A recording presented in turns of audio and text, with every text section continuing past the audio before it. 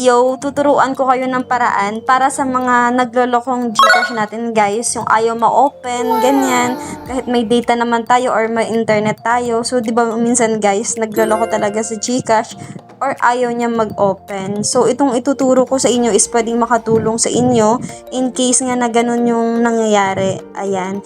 So, first guys, ang gagawin niyo in case na ayaw talaga mag-open ni Gcash, ang gagawin niyo lang, punta kayo sa Play Store.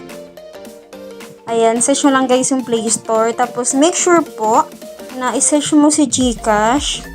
Tapos, i-check mo siya guys kung updated ba siya. So, as you can see, pag ganito po nakalagay update, so, ibig sabihin po niyan, hindi po updated si Gcash nyo, kaya kailangan nyo munang i-update. Ayan, kaya baka yun yung isang dahilan, kaya ayaw niya mag-open. Ayan, so make sure po, i-update mo muna yan guys. So, pag na-update na siya guys, pangalawang gagawin niyo is punta muna kayo sa settings. Ayan. Tapos punta kayo guys sa apps or apps management kung ganun sa cellphone ninyo. Ayan. Tapos punta kayo dito sa lahat ng apps na meron sa phone mo. I-search mo lang si Gcash. Ayan. Pag nandyan ka na guys, pumunta ka muna dito sa permission. I-click mo yan. So ayan.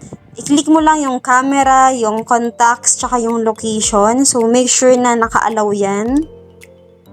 Ayan. Pati guys, pinaka-importante dyan is yung location. So the rest guys, hindi naman na siya kailangan. So dapat po talaga is itong mga to is naka-allowed po siya. After nyan guys, itry nyo lang i-open yung mga Gcash account ninyo kung mag-open na siya. Pero kung ayaw pa rin guys, halimbawa ginawa mo na yung dalawang step na yan, ayaw pa rin. Ayan, itry nyo na po. Ito super effective nito, na-try ko na siya. Kahit may data or internet kayo pero ayaw pa rin gumana, mag-try kayo guys kumonect sa ibang data or sa kaibigan mo, sa partner mo, sa family mo.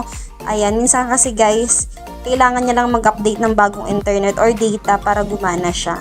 So, ganun lang guys, yung tatlong step in case na ayaw mag-open ng mga Gcash ninyo. So, ayan lang guys.